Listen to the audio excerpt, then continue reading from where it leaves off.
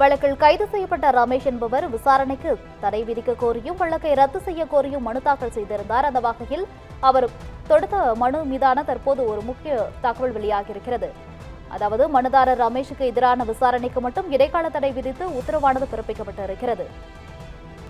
மதுபானங்கள் கொள்முதல், டெண்டரில் முறைகேடு உள்ளிட்ட புகாரில் செந்தில் பாலாஜி உள்ளிட்ட 7 பேர் மீது லஞ்ச ஒழிப்புத்துறை வழக்கு பதிவு செய்திருந்தார்கள்.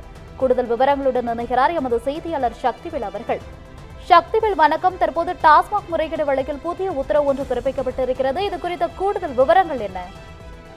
நிச்சயமாக வணக்கம் கோகிலா. டாஸ்மாக் முறைகேடு தொடர்பான வழக்கில் ரமேஷ் என்பவருக்கு எதிரான விசாரணைக்கு மட்டும் இடைக்கால தடை விதித்து சென்னை உயர்நீதிமன்றம் உத்தரவிட்டுள்ளது.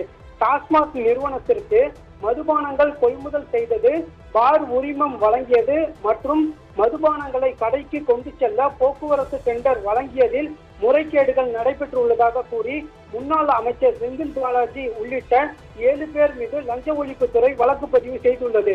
இந்த வழக்கில் கைது செய்யப்பட்ட ரமேஷ் தனக்கு எதிரான விசாரணைக்கு தடை விதிக்கவும் வழக்கை ரத்து செய்ய கோரியும் சென்னை உயர்நீதிமன்றத்தில் மனு தாக்கல் செய்திருந்தார்.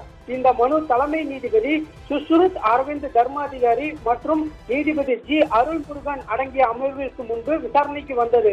அப்போது ரமேஷ் தரப்பில் ஆஜரான வழக்கறிஞர் குதிரை பேர வழக்கில் ஜாமீன் பெற்று வெளியே வந்த நாளிலேயே ரமேஷ் இந்த வழக்கில் கைது செய்யப்பட உள்ளதாக குற்றம் சாட்டினார். மேலும் டாஸ்மாக் முறைகேடு தொடர்பான முதல் தகவல் அறிக்கையில் ரமேஷ் குறித்து எந்த குறிப்பும் இல்லை என்றும் அவர் குற்றம் சாட்டப்பட்டவராக சேர்க்கப்படவில்லை என்றும் வாதிடப்பட்டது.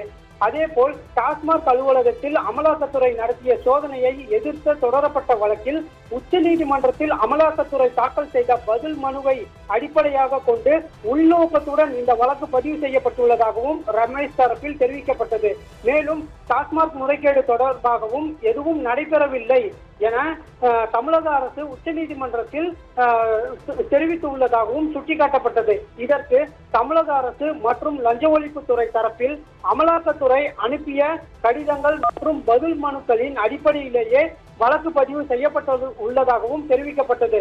மதுபானங்கள் கொள்முதல் செய்வதில் நிறுவனத்திடம் லஞ்சம் பெற்றுள்ளதாகவும் பார் உரிமையாளர்களிடம் இருந்து கட்சி நிதி அதாவது பார்ட்டி ஃபண்ட் பெறப்பட்டுள்ளதாகவும் அரசு தரப்பில் குற்றம் சாட்டப்பட்டது.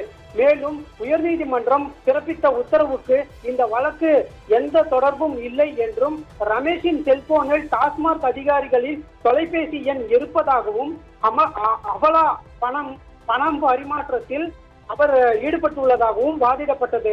அனைத்து தரப்பு வாதங்களையும் கேட்ட நீதிபதிகள் தீர்ப்பை தள்ளி வைத்தார். இந்த நிலையில் மாலையில் உத்தரவு பிறப்பித்திருந்த நீதிபதிகள் மனுதாரரின் ரமேஷிற்கு எதிரான விசாரணைக்கு மட்டும் இடைக்கால தடை விதித்தனர். மேலும் மனுவுக்கு பதிலளிக்கும்படி மத்திய மற்றும் தமிழக அரசுக்கு உத்தரவிட்ட நீதிபதிகள் வழக்கின் அடுத்த கட்ட விசாரணையை ஆகஸ்ட் 27ஆம் தேதிக்கு தள்ளி வைத்துள்ளனர். ரமேஷுக்கு எதிரான விசாரணைக்கு மட்டும் இடைக்கால தடை விதித்துள்ள இந்த நிலையில் டாஸ்மாக் முறைகேடு தொடர்பான வழக்கின் மற்ற நடவடிக்கைகள் குறித்து உத்தரவு பிறப்பிக்க மாற்றங்கள் செய்யப்படும். தகவல்களுக்கு நன்றி சக்திவேல்.